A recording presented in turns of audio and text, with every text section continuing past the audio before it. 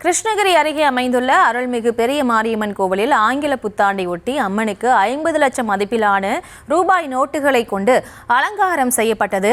குபேர அலங்காரத்தில் காட்சியளித்த அம்மனை திரளான பக்தர்கள் தரிசனம் செய்தனர். இது தொடர்பான விவரங்களோடு இணைகிறார் எமது செய்தியாளர் பிரதீப். வணக்கம். மேலும் விவரம். வணக்கம்.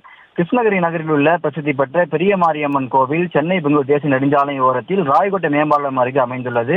இந்த புத்தாண்டை முன்னிட்டு நேற்று இரவு முதலே பெரிய மாரியம்மனுக்கு சிறப்பு அபிஷேகங்களும் ஆராதனையும் செய்யப்பட்டு வந்த நிலையில் புத்தாண்டை முன்னிட்டு கோவிலில் சிறப்பு பூஜைகளும் அலங்காரங்களும் நடைபெற்று வருகிறது. இந்த நிலையில் புத்தாண்டை முன்னிட்டு காலை முதலே ஏராளமான பக்தர்கள் கோயிலுக்கு வந்து அம்மனை வழிபட்டு செல்கின்றனர்.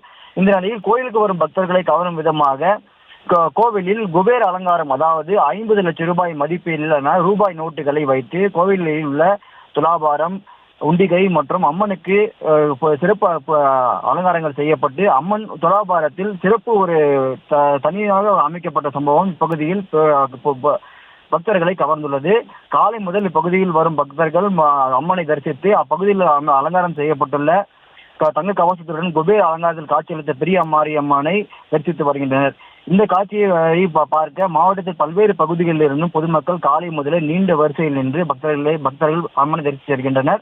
மேலும் ரூபாய் நோட்டுகள் கொண்டு அலங்காரம் செய்யப்பட்ட கோயிலுக்கு வரும் பக்தர்கள் தங்கள் வீடுகளிலும் மற்றும் நாட்டிலும் செல்வம் செழிக்க வேண்டும் எனவும் நல்ல மழை பொழிதிட வேண்டும் எனவும் அலங்காரம் செய்யப்பட்டிருப்பதாக கோயில் நிர்வாகம் சார்பில் தெரிவிக்கப்பட்டுள்ளது.